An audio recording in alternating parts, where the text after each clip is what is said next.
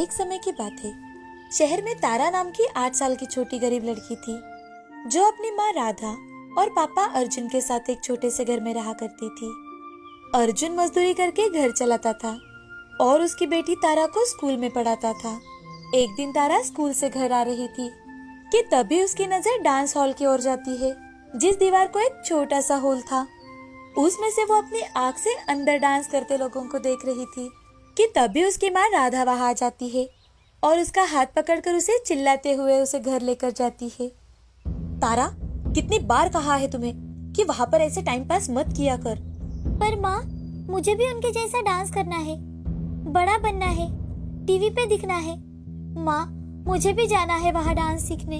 अरे बेटा, वो सब बड़े पैसों वाले लोगों का काम है। हमारे पास इतने पैसे हैं कहाँ कि हम तुम्हें वहाँ डांस सीखने के लिए भेजे। चलो चुपचाप अपनी पढ़ाई करने के लिए बैठो। माँ की डांट से तारा रूठ के कोने में बैठ जाती है कि तभी तारा के पापा अर्जुन घर आते हैं और वो तारा से, अरे मेरी प्यारी गुड़िया को क्या हुआ? ऐसे मुंह फुलाकर क्यों बैठी है मेरी गुड़िया? पापा, मुझे भी डांस सीखने जाना है। अरे बिटिया, तुम वहाँ जाती ही क्यों हो? अगर तुम वहाँ गई ही नहीं तो तुम्हारे मन में ऐसे विचार भी नहीं आएंगे।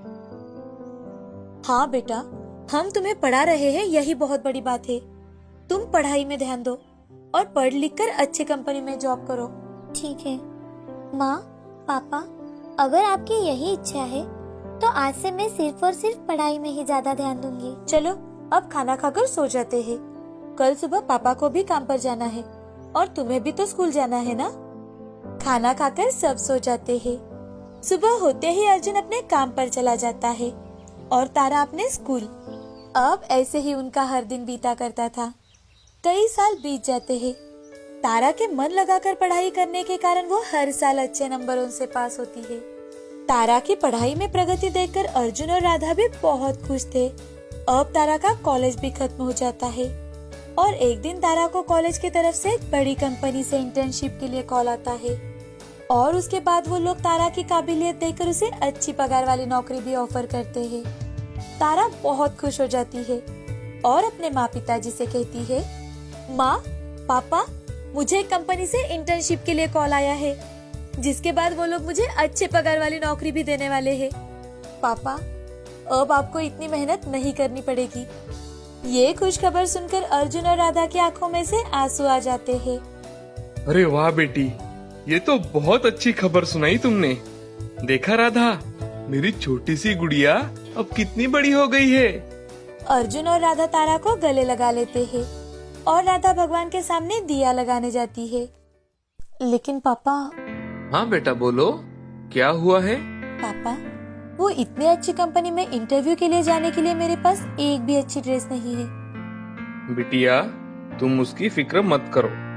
शाम को घर आते समय तुम्हारे लिए एक अच्छी सी ड्रेस लेकर आऊंगा मैं। काम पर जाते ही अर्जुन अपने मालिक के पास जाता है और उनसे, मालिक, वो दरअसल। हाँ अर्जुन, बोलो, क्या कहना चाहते हो? मालिक, क्या मुझे कुछ पैसे उधार मिलेंगे? मुझे अपनी बेटी के लिए ड्रेस लाना था। ठीक है, पर पैसे समय पर जरूर लौटा देना। जी मालिक, धन्यवाद मालिक। अर्जुन अपना सारा काम पूरा कर घर आते वक्त तारा के लिए एक अच्छी ड्रेस लेकर आता है।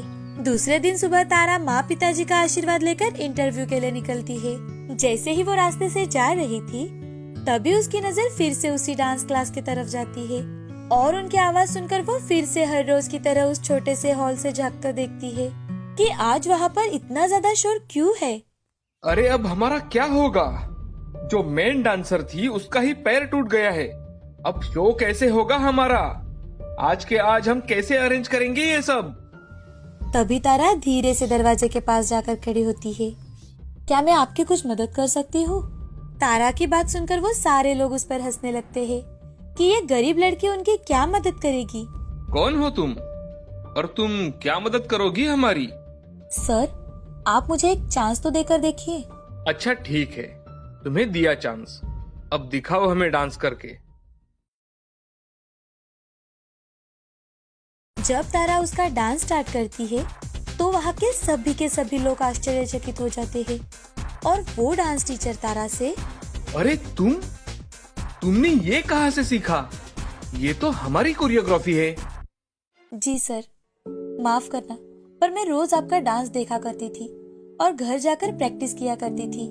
मुझे बचपन से ही आपके यहाँ डांस सीखना था, लेकिन हमारे गरीब हालात की वजह से मैं कभी अंदर नहीं आ पाई। तुमने तो हमारी सारी चिंता एक झटके में दूर कर दी। क्या तुम आज के शो में हमारे ग्रुप में परफॉर्म करना चाहोगी? जी सर। अब तारा की खुशी का कोई ठिकाना नहीं था, तभी उसका फोन बजता है। हेलो हेलो मिस तारा, मैं कंपनी से बात कर रही हूँ। आज तुम इंटरव्यू के लिए आ रही हो या नहीं? जी मैम। ऐसा कह के तारा फोन रख देती है और सोच में पड़ जाती है। एक तरफ उसका बचपन का सपना सच हो रहा था और एक तरफ उसके माँ पिताजी का सपना। उनकी मेहनत थी जिससे उन्होंने तारा को इस मकान पर लाया था। लेकिन उस समय तारा अपने पैशन को चुनती है और अपने घर पर बिना बताए ही डांस क्लास वाले लोगों के साथ शो में परफॉर्म करने के लिए निकल जाती है। तारा की वजह से उनका पूरा ग्रुप वो शो में जीत जाता है और हर जगह सिर्फ तारा के डांस के ही चर्चे होने लगते हैं। सब होने के बाद शाम को तारा घर आती है। अजी सुनते हो, अपनी तारा आ गई, देखो तो। अरे बेटा, आ गई तुम? आओ आओ बैठो और बताओ कैसा गया तुम्हारा इंटरव्यू? तुम्हारा सिलेक्शन हुआ या नहीं?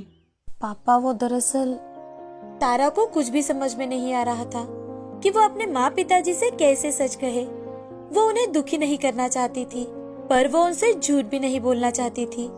इसीलिए तारा ने उन्हें सारी बात बता दी। अरे तारा, तुमने ये क्या कर दिया? कितने दिनों बाद घर में खुशी आई थी।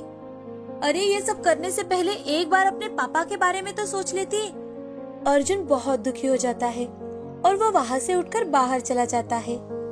जैसे ही अर्जुन बाहर निकलता है तो गांव के 2-3 लोग उससे मिलते हैं और वो अर्जुन से, अरे अर्जुन भाई, क्या बात है, तुम्हारी तारा तो टीवी पे आ गई। ये सब कैसे हुआ? पर कुछ भी कहो अर्जुन, क्या डांस किया है तुम्हारी बेटी ने, वाह, मानना पड़ेगा भाई। हाँ हाँ अर्जुन भाई, तुम्हारी तारा ने तो अपनी बस्ती का नाम रोशन कर दिया। ये सब सुनकर अर्जुन भागते हुए घर आता है और राधा को सारी हकीकत बताता है। दोनों खुशी से तारा को गले लगा लेते हैं। ऐसे ही धीरे धीरे तारा के घर के बाहर भीड़ इकट्ठा होने लगती है और फिर क्या था, उसे हमेशा ही बहुत सारे शोज से डांस के लिए ऑफर आने लगते हैं।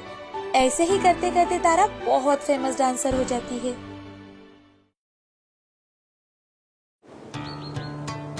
तुर्कस्तान के बादशाह अपने दरबार में बैठे हुए थे और अपने मंत्रियों से देश विदेश की नीतियों पर विचार विमर्श कर रहे थे कि तभी उनके मंत्री ने बादशाह से कहा, महाराज, सुना है राजा अकबर और उनका राज्य बहुत ही समृद्ध राज्य कहलाता है और उनके पास बहुत ही अक्लमंद औहदेदार भी है जिनसे वो अपना कारोबार बहुत ही अच्छे से चलाते हैं।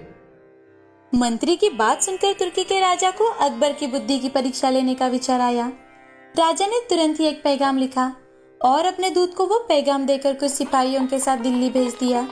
दूत उस पत्र को लेकर अकबर बादशाह के पास पहुंचा और उन्हें उनके महाराज का वो पैगाम थमा दिया। पैगाम में मजमून कुछ इस प्रकार का था। अकबर शाह, मुझे सुनने में आया है कि आपके भारतवर्ष में कोई ऐसा पेड़ पैदा होता है जिसके पत्ते खाने से मनुष्य की आयु बढ़ जाती है। यदि ये बात सच्ची है तो मेरे लिए उस पेड़ के थोड़े पत्ते अवश्य भिजवाए। बादशाह उस पत्र को पढ़कर विचार मग्न हो गए और बिरबल से, बिरबल, तुर्की के राजा हमारा इम्तिहान लेना चाहते हैं। अब तुम्हें ही हमें इस समस्या से बाहर निकालना है। जापना, आपको चिंता करने की कोई आवश्यकता नहीं, बस मैं जैसे कहता हूँ आप वैसे ही कीजिए। फिर और कुछ देर तक उन्होंने बिरबल से राय मशवरा किया और उन्होंने सिपाहियों सहित उस दूत को कैद कर एक मजबूत किले में बंद करवा दिया। अब उन्हें कैद हुए कई दिन बीत गए थे, इसीलिए बादशाह अकबर बिरबल को लेकर उन कैदियों को देखने गए। बादशाह को देखकर उनको अपने मुक्त होने की आशा हुई, परंतु ये बात तो निर्मूल थी। बादशाह उनके पास पहुंचकर बोले, तुम्हारा बादशाह जिस चीज को चाहता है वो मैं तब तक उसे नहीं दे सकूंगा जब तक इस मजबूत किले की 1-2 ईंट ढह नहीं जाती।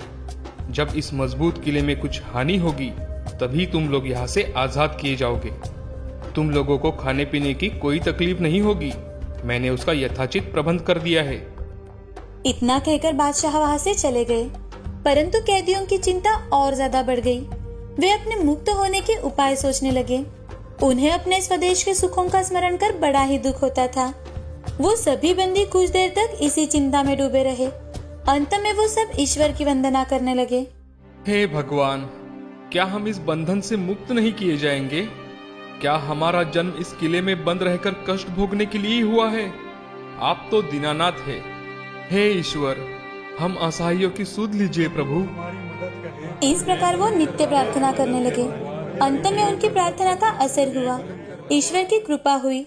एक दिन बड़े जोरों से भूकंप आया और किले का कुछ भाग भूकंप के कारण धाराशायी हो गया। सामने का पर्वत भी टूटकर चकनाचूर हो गया।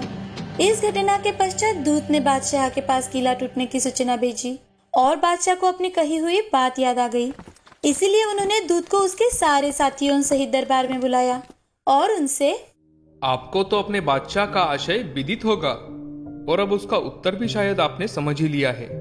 यदि ना समझा हो तो सुनो, मैं उसे और भी स्पष्ट कर देता हूँ। देखो, तुम लोग गणना में केवल 100 हो और तुम्हारी आह से ऐसा मजबूत किला ढह गया। फिर जहां हजारों मनुष्य पर अत्याचार हो रहा हो, वहां के बादशाह की आयु कैसे बढ़ेगी? उसकी तो आयु घटती ही चली जाएगी और लोगों की आह से उसका शीघ्र ही पतन हो जाएगा। हमारे राज्य में अत्याचार नहीं होता। गरीब प्रजा पर अत्याचार न करना और भली भांति पोषण करना ही आयुवर्धक वृक्ष है। जाओ, अब तुम सब आजाद हो। इस प्रकार समझा बुझाकर बादशाह ने उस दूत को अपने साथियों सहित स्वदेश लौट जाने की आज्ञा दी और उनका राह खर्च भी दिया।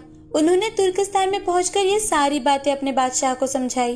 अकबर की शिक्षा लेकर बादशाह दरबारियों सहित उनकी भूरी भूरी प्रशंसा करने लगा।